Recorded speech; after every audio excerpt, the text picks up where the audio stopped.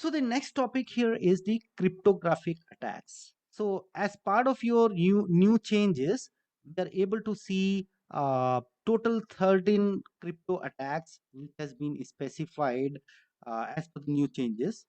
And most of these changes, whatever you see on your screen, they have already been covered. We have covered that in detail in our classes. Now there are some new changes which has come up. For example, the one is ransomware. So ransomware, why we are discussing ransomware here into this slide? Because in this slide we are talking about crypto attacks. Those attacks which are focused on crypto systems, right? And ransomware is again a attack which is related to it. What happens is, in a general case, there will be an email which may come to one of your employee, and that employee is not able to understand a phishing email, and he go ahead and click on some kind of attachment or some kind of link which is there in that particular email. The moment that particular link is kind of clicked, it will execute a particular malicious code because it's a phishing email which has been targeted to impact your system, right? So the moment you are going to click that particular link, that particular malware will get executed on your system. And the moment it is going to execute it on your system, it may then uh, have a communication with a command and control server. There may be a central malicious server which will be kind of uh, connecting with this particular machine. And the moment it is going to connect with this machine, what will happen is this particular malware which infected your system will actually import the public key from that particular command and control center. So when we say public key, that means it will what it will do. It will encrypt all your files which are there on your file system. It will encrypt those files with a particular public key. And because to decrypt that particular data, we need a private key now. Otherwise, we will not be able to decrypt that. Right? Now, how do we get the private key? The moment you are trying to log in onto the system will prompt you that you have to pay this much ransom, or you have to pay this much money as part of your ransom, and then we can help you out to decrypt your files. So if you pay them, it's fine. They will give you the key, or they will decrypt those files for you. Uh, Otherwise, they will not. Okay. So that is how the ransomware is attacking our system. Ransomware does not only come through phishing emails. It also comes when some employee is kind of referring to some unreputed websites which are not good, which are not healthy websites, which are malicious websites. And even it also happens through when some system admin in taking a remote desktop for a particular machine which is their own enterprise network, right? And the RDP protocol, the remote desktop protocol which is there, is not current, it's not updated, it has some vulnerabilities into that.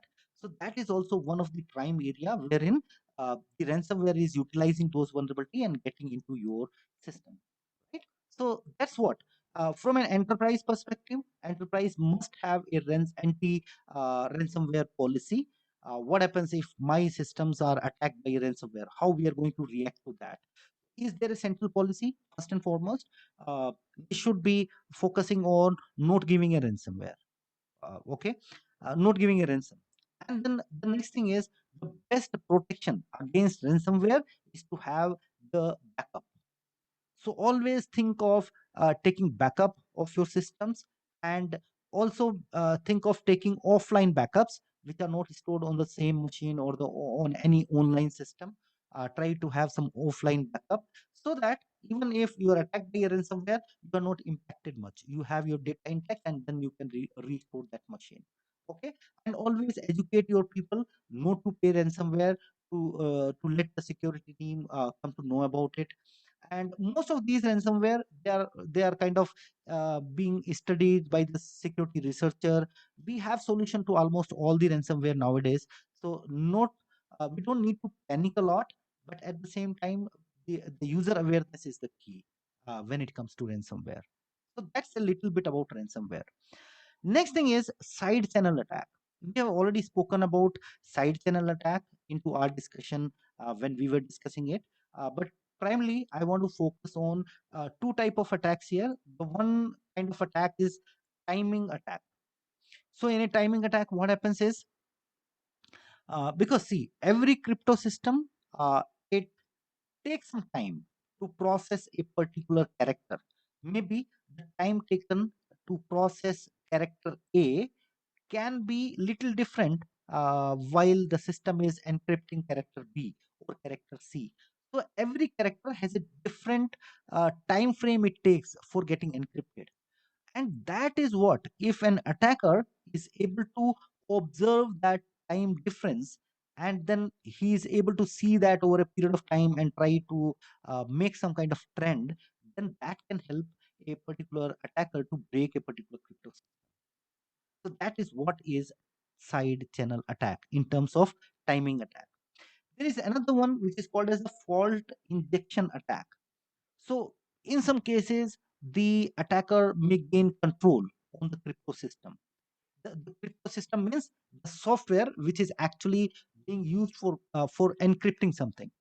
If the attacker gain control to that particular software or to that particular hardware, then he may try to induce some kind of fault into the system and then read the behavior of the particular crypto system, and that is how they can break it. So these are some of the attacks which comes under the category of side channel attack. Okay, side channel attack is an attack which is not intrusive. We are not going to do some kind of intrusion on the system, but it is just observing the behavior of the machine by maybe through uh, capturing the electromagnetic interferences and those kind of things. Okay, timing, electromagnetic interference, and also power, because while we are kind of encrypting few characters, it may take little more power. For some other character, the system may take little less power. So that is again also can be used uh, as a means of driving some kind of pattern. So side channel attack happens in multiple ways. These are the two ways which are specifically being discussed in new changes, and that is why it was worth to discuss those. Next one is the pass the hash attack. Okay, now what is pass the hash attack? So it is mainly done to steal password from Windows machine, right? And those Windows machine which are using the NTLM authentication. Okay, we know nowadays NTLM authentication is now getting replaced with Kerberos most of the time. Okay, but then even now we use some NTLM authentication maybe for some kind of applications or something, and this particular attack is focusing NTLM itself. So what happens in this attack? In this attack, the attacker tricks a user into accessing some kind of a remote share. We normally used to call it as backslash backslash and then some IP, right? That is how we go to run and put that. So that is where we use a service which is called as SMB share, right? In Linux we call it as Samba share, right? So uh, within a domain enterprise, whenever you actually go and access some kind of remote share, what happens is this system which want to access another system will have to pass on some kind of authentication, right, between that server and your server, which happens transparent of you in the background. So in that way, what can happen is the credentials goes from your system to that particular system through NTLM. Those kind of uh, those kind of credential can be stolen by the attacker on its way, and then the attacker can use those hashes, because obviously password does not travel on the wire the way you think. It is not stored on the system the way you create it. Normally these passwords, they are actually translated, or they are so there is a process called as key stretching, which converts your password into some kind of big hash value. We call it as cryptographic key, right? So those keys or those mac values, or those hash values can be picked up by the attacker, and then he can just replay that hash value to some other system. So that is what is called as pass the hash. Pick up the hash from one communication and try to use it somewhere else. It is called as pass the hash attack. Okay. Since we have understood ransomware and pass the hash attack, now it's time to understand Kerberos exploitation and attack. Now, we have seen Kerberos, we have gone through Kerberos a lot. We understood how the KDC works and what happens when you go in your enterprise in the morning, you get authenticated by your Active Directory. And your Directory gives you some kind of ticket, which is called a session ticket, and it also gives you some kind of TGT, ticket granting ticket. So this ticket granting ticket you will use every time you need to access some kind of service. So that's a common model for Kerberos, which we use all the time. Okay. Now, what happens is in Kerberos, we have some vulnerabilities or we have some possibility for a attacker to exploit the Kerberos by itself. Okay. For example, if in a Kerberos system, once the attacker has local admin rights onto a one particular machine, it is very easy for that particular attack to do a lateral movement, to move from one service to another service and one system to another system. That's one of the challenge in Kerberos. Then in Kerberos also, many time an attacker can play with your session key and TGT key, because we know when a system get authenticated by the Active Directory, it is given with two type of ticket. One is service ticket, one is TGT. I hope all of you remember, right? That is what we understood during our discussions also. Service ticket and TGT. Now what happens is, if an attacker gain access to these service key or TGT key, all right, then these can be replayed by the attacker. Okay, so those are the kind of thing. And how do the attacker gain your session key and your TGT? It is either by pass the hash attack, and sometimes there is another attack which is called as overpass the hash.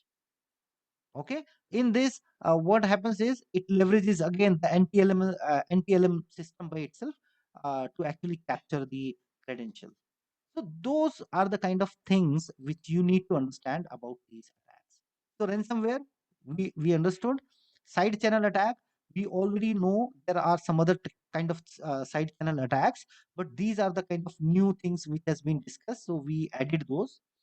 Then pass the hash attack is an attack wherein the attacker is able to capture the hash value of your password and use it somewhere else onto the network, right?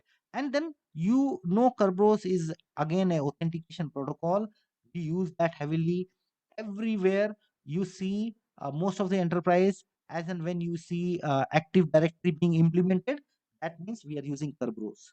But that Kerberos, the structure or architecture itself can again be misutilized by the attacker to exploit the particular system. Right. So these are the four attacks which has been specifically discussed in new changes.